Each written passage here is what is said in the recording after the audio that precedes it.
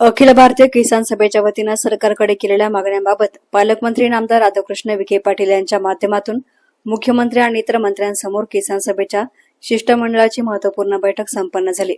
या बैठकीत विविध प्रलंबित प्रश्नांवर सकारात्मक चर्चा संपन्न झाली। मात्र ही चर्चा सरकारने तोंडी न करता लेखी स्वरूपात निर्णय द्यावा अशी ठाम भूमिका किसान सभेनं घेतली आहे। जोपर्यंत सरकार आमच्या मागण्या मान्य केल्याचे लेखी स्वरूपात लिहून देत नाही तोपर्यंत किसान सभेचा हा लॉंग मार्च सुरूच राहील असा खणखणीत इशारा अखिल भारतीय किसान सभेचे राष्ट्रीय सचिव डॉक्टर अजित नवले यांनी राज्य सरकारला दिला आहे।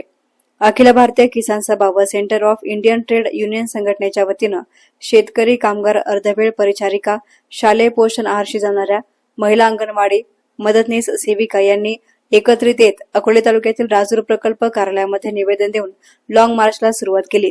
हा लॉंग मार्च अकोले तालुक्यातून सायंकाळी संगमेरमध्ये दाखल झाला। नवीन नगर रोड येथील प्रांताधिकारी कार्यालयाच्या समोर त्यांनी रात्रभर थांबले। गुरुवारी दुपारी लोणीच्या दिशेने हा लॉंग मार्च मार्गस्थ झाला। या लॉंग मार्च मध्ये अखिल भारतीय किसान सभेचे केंद्रीय सचिव डॉक्टर अजित नवले, किसान सभेचे राज्याध्यक्ष उमेश देशमुख, काउन्सिल सदस्य उद्धव पौळ, दीपक लिपणे, अमोल वाघमारे, जितेंद्र चोपडे, धर्मा शिंदे, अशोक थोरात यांच्यासह अकोले, संगमनेर तालुक्यातून संपूर्ण अहिल्यानगर जिल्ह्यातून हजारोंच्या संख्येने आदिवासी बंधू भगिनी या लॉंग मार्च मध्ये सहभागी झाले आहेत। वन जमिनी, गायरान जमिनी कासणाऱ्या शेतकऱ्यांच्या दाव्यांची पुन्हा पडताळणी करावी, घरांच्या तळमजनी जमिनी नावे व्हाव्यात, बांधकाम कामगारांना आजारांसाठी मेडिक्लेम योजना चालू करावी, पुणे नाशिक हायस्पीड रेल्वे देवठाण बोटा स्टेशनसह पूर्वीच्या सर्वेप्रमाणे व्हावेत, शालेय पोषण आहार कर्मचारी, अर्धवेळ परिचर, अंगणवाडी, आशा, ग्रामपंचायत कर्मचारी यांच्या मानधनामध्ये मोबदल्यात रास्त वाढ करून त्यांना शासकीय कर्मचारी म्हणून दर्जा मिळावा, भंडारदरा परिसरामधील आदिवासी शेतकऱ्यांना सिंचनासाठी आणि पिण्यासाठी शासकीय योजनेमधून पाणी उपलब्ध करून द्यावे, निराधारांना किमान 5,000 रुपये मानधन द्यावे, वर्ग 2च्या जमिनी वर्ग 1 दर्जाच्या कराव्यात आदी मागण्या शासनाकडे करण्यात आल्या आहेत। पालकमंत्री नामदार राधाकृष्ण विखे पाटील आमच्या मागण्यांबाबत मुख्यमंत्र्यांशी चर्चा करत असून राज्य मंत्रिमंडळाच्या बैठकीमध्ये निश्चितच सकारात्मक निर्णय होईल। मात्र चर्चा आणि मोर्चा हे दोन्ही एकाच वेळी सुरू राहतील। पालकमंत्री नामदार राधाकृष्ण विखे पाटील यांच्याशी आमची कोणतीही वैयक्तिक दुश्मनी नसून जिल्ह्याचे पालकत्व त्यांनी स्वीकारल्यामुळे शालेय पोषण आहार कर्मचाऱ्यांपासून ते पाण्यासाठी मैलोनमिल पायपीट करणाऱ्या महिलांचे शोषण थांबवण्याची जबाबदारी त्यांच्यावर आहे। ते यासाठी सकारात्मक पावले उचलतील असा विश्वास किसान सभेनं व्यक्त केलाय। सरकारने लॉंग मार्चची दखल घेऊन मागण्यांवर सकारात्मक निर्णय द्यावा, अन्यथा आंदोलन अधिक तीव्र करण्यात येईल असा इशारा किसान सभेच्या वतीनं देण्यात आला आहे। एकंदरीत चर्चा नक्कीच चांगली झाली। काही प्रश्नांवर तोडगा सुद्धा निघाला। 10-20 वर्ष आम्ही ज्या प्रश्नासाठी आदिवासींच्या साठी लढत होतो त्याच्यावर काही सकारात्मकता आलेली आहे। पाण्याचा हक्क आदिवासींना हवा आहे, त्यानंतर जंगलच्या जमिनी हव्या आहेत, त्यानंतर जी घरं शेतकरी राहतात, श्रमिक राहतात त्या तळजमिनींचा प्रश्न आम्ही घेतलेला होता, तर त्यावर नक्कीच चर्चा पुढे गेलेली आहे। कामगारांच्या प्रश्नाबद्दल, बांधकाम कामगारांच्या बद्दल सविस्तर चर्चा झाली। विशेषतः मेडिक्लेम हा पूर्ण सर्व आजारांना लागू असला पाहिजे आणि इतरही त्यांच्या ज्या मागण्या आहेत, शिष्यवृत्तीच्या आहेत, बाकी आहेत, त्याबद्दल सुद्धा खूप सकारात्मक चर्चा झालेली आहे। मात्र हे सगळं कागदावर आलं पाहिजे हा आमचा अट्टास आहे आणि त्याच्यासाठी आज आम्ही थांबलेलो आहोत की लेखी स्वरूपामध्ये या सगळ्या गोष्टी ह्या आपल्याला त्यांनी दिल्या पाहिजेत।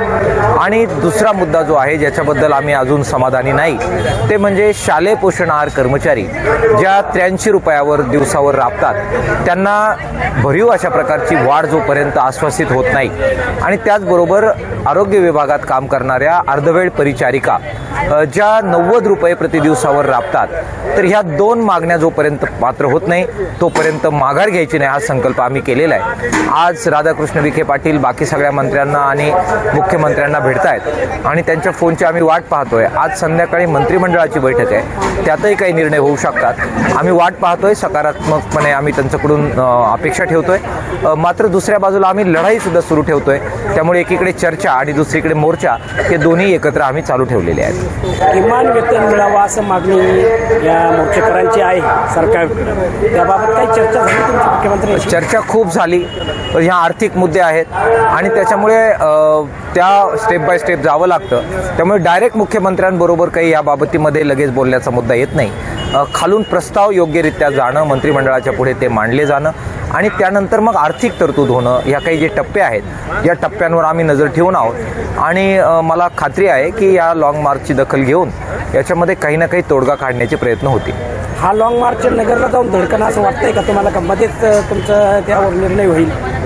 हे बघा, त्याची चिंता करण्याचं काही कारण नाही. एकदा आम्ही रणांगणात उतरलो की लढत राहणं, काम करत राहणं हा किसान सभा आणि CITUचा आणि आमच्या सगळ्याच संघटनांचा हा बाणा राहिलेला आहे. त्याच्यामुळे आता ती फिकीर नाही, कुठे थांबेल, कुठे उजळेल. जिथे उजळेल तिथे उजळेल, आम्ही चालत राहणार आहोत. पालकमंत्री राधाकृष्ण विखे पाटील यात नक्कीच सकारात्मक निर्णय करतील असं वाटतंय तुम्हाला? पालकमंत्री राधाकृष्ण विखे पाटील यांच्याशी काही व्यक्तिगत कोणाची दुश्मनी असण्याचा काही संबंध नाही, कारण नाही. ते जिल्ह्याचे पालकमंत्री आहेत. पालकत्व त्यांचं जर या सगळ्या जिल्ह्याचं त्यांच्याकडे असेल तर या ज्या महिला 83 रुपयावर राबतायत ते शोषण थांबवण्याची जबाबदारी पालक म्हणून त्यांची आहे. त्याचप्रमाणे ज्या 90 रुपयावर राबतात त्या PTLचं शोषण थांबवण्याची जबाबदारी त्यांची आहे. आदिवासी भागात 8-8, 10-10 किलोमीटर हंडाभर पाण्यासाठी ज्या आदिवासी माऊल्या चालतात त्यांचं शोषण थांबवण्याची त्यांची जबाबदारी आहे. नाशिक पुणे हायस्पीड रेल्वे जी आमच्या हक्काची होती ती अचानक बदलण्यात आली. त्यांनी शब्द दिला की देवठाण बोट्यासह स्टेशन होईल, यासाठी मी प्रयत्न करेल. आता ते करण्याची त्यांची जबाबदारी आहे. त्यामुळे त्यांना त्यांच्या जबाबदारीची आठवण नक्कीच परत करून देण्याची आवश्यकता नाही असं आम्ही समजतो.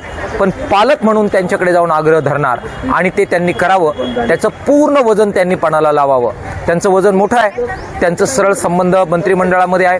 देवेंद्र फडणवीस साहेब त्यांचे चांगले मित्र आहेत. त्यांच्या एका शब्दावर अनेक कार्यक्रमाला ते येतात. त्यांचं डायरेक्ट दिल्लीत वजन आहे. सरळ अमित शाह साहेब त्यांच्या कार्यक्रमाला येतात. देवेंद्र फडणवीस साहेबांच्या सोबतीलाच आज महाराष्ट्रातून डायरेक्ट जर पंतप्रधानांना कोणी भेटू शकत असेल तर ते नाव राधाकृष्ण विखे पाटलाचं आहे. मग हे सगळं वजन त्यांनी मायमाऊल्यांसाठी वापरावं, रेल्वेसाठी वापरावं, तालुक्यासाठी वापरावं, हा आग्रह आम्ही त्यांच्याकडे जाऊन धरणार आहोत. मुख्यमंत्री देवेंद्र फडणवीस म्हणले की पुणे नाशिक हायस्पीड रेल्वे जी आहे त्या रेल्वेचा मार्ग बदलायचा आहे, परंतु त्यासाठी बराच कालावधी लागेल. मग काय वाटतंय तुम्हाला, नेमकं कधी होऊ शकतं? आमची मंजूर झालेली 1000 कोटी रुपये खर्च झालेली रेल्वे, तिचा मार्ग बदलून ती पुण्यावरून पुणतांब्याला न्यायला तुम्हाला वेळ लागलेला नाहीये. क्षणात निर्णय केला, कोणाची कन्सल्ट केलं नाही. इथल्या लोकल जे काही पुढारी आहे, जे लढले, खासदार आहेत, आमदार आहेत, त्यांना सुद्धा तुम्हाला विचारावंसं वाटलं नाही. तो निर्णय वेगाने होतो आणि परत आमच्यावरचा अन्याय दूर करण्यासाठी मात्र तुम्हाला वेळ लागतो. तर हे वेळ काढणं आणि वेळ लागणं, मी असं ऐकलं की सत्यजित तांबे साहेब प्रयत्न करतायत, त्यांचं स्वागत आहे. पण त्याची पोस्ट पाहिली, काहीतरी अभ्यास वगैरे करणार आहेत 3 महिने केंद्रीय कमिटी येऊन. कसला अभ्यास करायचा आहे कोणाला? काय कशाचा अभ्यास करायचा आहे? हे काय रेल्वेचा शोध लावायचा विषय आहे का?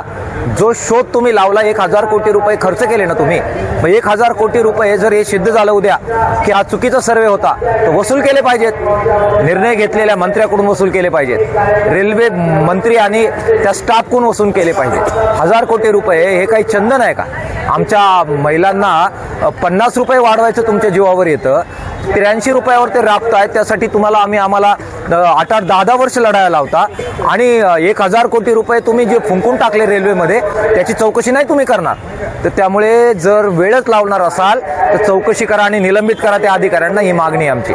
तज्ज्ञ समिती नेमणार आहे असं त्यांनी सांगितलेलं आहे. भ्रष्टाचाराची चौकशी करण्यासाठी तज्ज्ञ समिती नेमा आणि 1000 कोटी रुपये खर्च करण्यापूर्वी तुम्हाला ही अक्कल सरकारला आणि रेल्वे मंत्र्याला का सुचली नाही, याच्यासाठी अभ्यास करा. आणि त्यासाठी तुम्हाला काही तज्ज्ञ माणसं लागत असतील तर आम्ही देऊ. मी कॉम्रेड उमेश देशमुख, अखिल भारतीय किसान सभेचा राज्याध्यक्ष म्हणून काम करतो. काल परवापासून राजूर ते अहिल्यानगर हा लॉंग मार्च अखिल भारतीय किसान सभा, CITU, मार्क्सवादी कम्युनिस्ट पक्ष यांच्या नेतृत्वाखाली सुरू झालेला आहे. आम्ही किसान सभेच्या माध्यमातून ज्या मागण्या केलेल्या होत्या, त्यातली जी काही प्रमुख मागणी होती ती वनाधिकारचा जो कायदा आहे, त्या वनाधिकारच्या कायद्याची अंमलबजावणी झाली पाहिजे. आणि जेवढं क्षेत्र आज त्या शेतकऱ्याच्या ताब्यामध्ये आहेत, आदिवासी शेतकऱ्याच्या ताब्यामध्ये आहेत, ते त्याच्या नावावर झालं पाहिजे, अशा प्रकारची मागणी आम्ही घेतलेली आहे. त्याचं कारण असं आहे की सरकारनं जो कायदा केलेला आहे, वनाधिकारच्या कायद्यामध्ये स्पष्टपणे लिहिलेलं आहे की जी काही समिती गावामध्ये स्थापन केलेली आहे आणि ज्येष्ठ नागरिकाचं जबाब जो आहे, ते दोन्ही जबाब जर असतील आणि ते वनसमितीची शिफारस जर असेल तर तेवढं क्षेत्र त्या शेतकऱ्याच्या नावावर करावं असा कायदा सांगतो. पण बऱ्याच शेतकऱ्यांचे दावे हे फेटाळले गेलेले आहेत.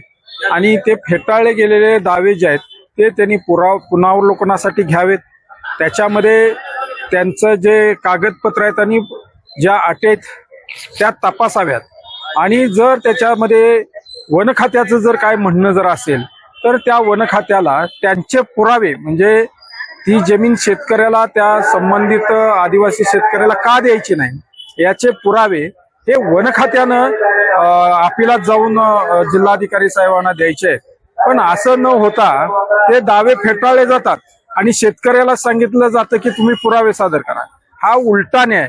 त्यामुळं आमची मागणी अशी आहे की आजपर्यंत आम्ही जे दावे दाखल केलेले आहेत हे दावे दाखल केलेले दावे हे पुनरावलोकनासाठी घ्यावेत, ते तपासावेत आणि त्याच्यामध्ये गाव समितीची, वन समितीची शिफारस असेल आणि ज्येष्ठ नागरिकाचा जबाब असेल तर तो दावा हा मान्य करावा, ही आमची किसान सभेची मागणी आहे.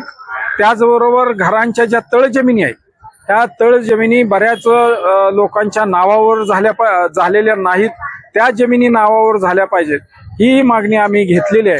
अशा मागण्या घेऊन राजूरमधून किसान सभेच्या नेतृत्वाखाली शेकडो शेतकरी या लॉंग मार्चमध्ये सहभागी झालेले आहेत. आता आम्ही संगमनेरमध्ये पोहोचलेलो आहे. सरकारनं जर या सगळ्या मागण्याकडे गांभीर्यानं बघितलं नाही तर आम्ही संगमनेर पासून आज चालायला सुरुवात करू, लोणीपर्यंत जाऊ, पालकमंत्र्यांच्या दारामध्ये बसू, पण आंदोलन हे थांबणार नाही. एहसान मीडियासाठी प्रतिनिधी गोरक्ष नेहे, संगमनेर.